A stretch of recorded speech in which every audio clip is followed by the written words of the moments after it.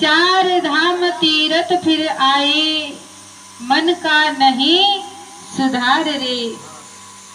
कि चारों धामों में व्यक्ति जाता है, सोचता है कि मैं अपने इस मन को पवित्र बनाऊंगा गंगा स्नान करके,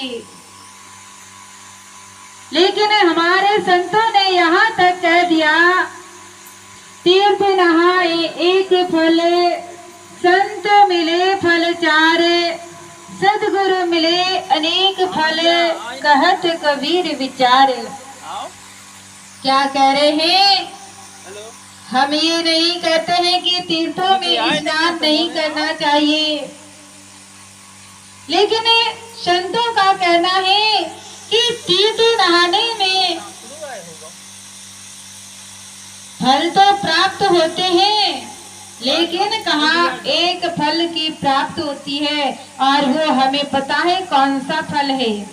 हम स्नान करेंगे तो हमारा तन पवित्र होगा, लेकिन कहा जीवन के अंदर जब संतों का सानिध्य प्राप्त होता है तो कहा हे मानो चार फल की प्राप्ति होती है।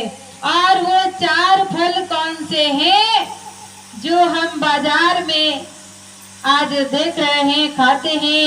वो फल नहीं, बल्कि संत कहते हैं धर्म अर्थ काम मोक्ष, ये चार फल कहते संत हमारे हृदय के अंदर ही उस फल का हमें दीदार करा देते हैं। लेकिन कब? जब हम उस फल को जानना चाहेंगे।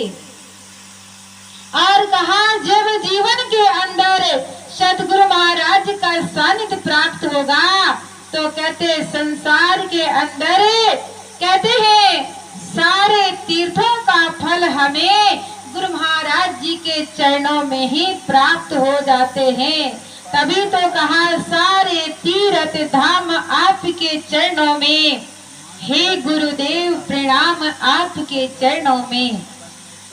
वास्तव में जब समय के सतगुरु महाराज का सानिध्य प्राप्त हो जाता है तो हे जीव संसार के अंदर सब कुछ प्राप्त हो जाता है।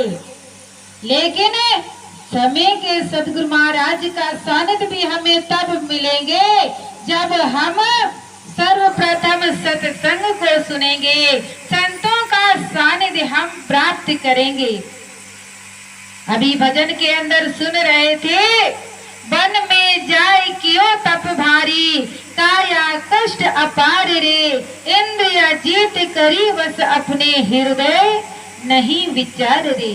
संत ब्रह्मानंद जी कहते हैं कि भले चाहे जंगल में जा करके और अनेक प्रकार के तपस्या कर ले, अपने इंद्रियों को भी वश में कर ले और इस शरीर को भी तपस्या के बल से कहते हैं व्यक्ति जीर्ण क्षीण कर दे, लेकिन कहते हैं तपस्या करने से हम अनेकों प्रकार की हमारी इच्छा पूर्ण कर सकते हैं। लेकिन कहा हे मानो अगर उस परमात्मा का दर्शन करना है तो कहा वो तो केवल सत्संग से ही हमें प्राप्त हो सकते हैं।